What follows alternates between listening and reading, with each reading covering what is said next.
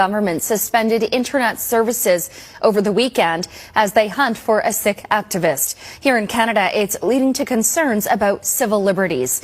Joining us now with more is Balpreet Singh, legal counsel for the World Sikh Organization of Canada. Balpreet, thank you so much for being with us today. Thanks for having me. So what are your biggest concerns considering what's unfolded over the weekend? So the internet suspension in Punjab is going into its fourth day. So no internet services, no SMS. You're seeing a ban on gatherings of more than 4 people in many places, and there's just roadblocks everywhere. So this is the high time for Canadian families to be visiting Punjab, and we're hearing about many families who aren't able to contact their relatives. And at the same time, the Punjab government has confirmed the arrest of about 100 Sikh activists, but unofficial reports are approximately 1,500. And they're being charged under something called the National Security Act, which is a colonial law allowing 1 year of detention without charges. And some of them have actually even been flown out to the India-Myanmar border to a black site where they're being held. So this is absolutely shocking. India, which purports to be a democracy, is going all out on this. So what does this all come down to? Because I understand it has to do with one activist in particular, Amritpal Singh. So tell us what he's alleged to have done. So Amritpal Singh has launched a campaign to ask Punjabi Sikhs to leave drug addiction, to fight the drug epidemic there, and to come back to their roots, their faith roots. So he's now being accused of absolutely ridiculous things. Every day there are new accusations. Punjab is in the midst of a massive drug epidemic, and you're seeing absolute impunity for these criminals to traffic drugs.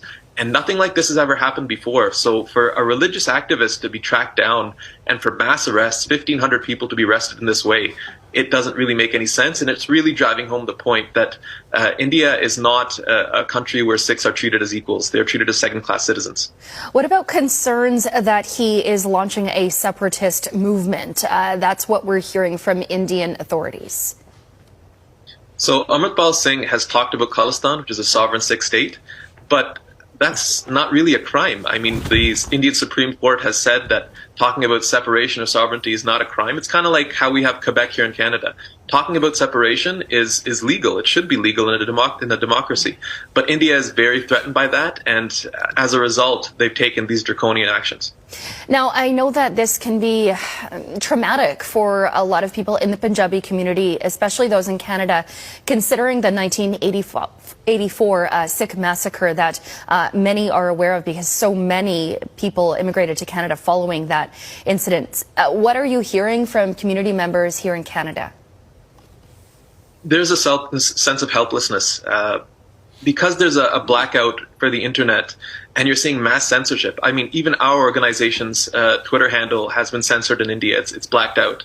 So when you have these sort of blackouts, you have some very scary things that happen. So a similar blackout took place in 1984, and under that blackout, there was a genocide of Sikhs that took place. So you're seeing a lot of trauma, a lot of fear, and just a sense of helplessness. Like my wife has been monitoring her phone nonstop, trying to get in touch with her family and just worrying. It was inspiring to see what Amritpal Singh was doing in terms of reaching out to the youth and bringing them back onto the right path. But what's happening now is incredibly scary. So what are you hoping for going forward? I know that there are some Canadian politicians that have spoken out, Jagmeet Singh being one of them, calling on our federal government to get in communication with the Indian authorities there to figure out what's going on and bring an end to this internet ban. So that's it. We have called on the Canadian government to contact their Indian counterparts and ask that democratic norms be restored, that the internet be restored. It's unprecedented that to search for one person who, according to reports, has already been taken into custody but just not produced before a court, to suspend civil liberties in this way. The sad part is that many of these Canadian politicians who have spoken out on this issue have actually been threatened by Indian accounts. We have seen a BJP spokesperson actually threaten the deputy leader of the Conservative Party, Tim Uppal, that he would be hunted if he ever came to India. So it's absolutely shocking. It definitely is, and we will continue to keep everyone updated on this situation. Balpreet, thank you so much for joining us today.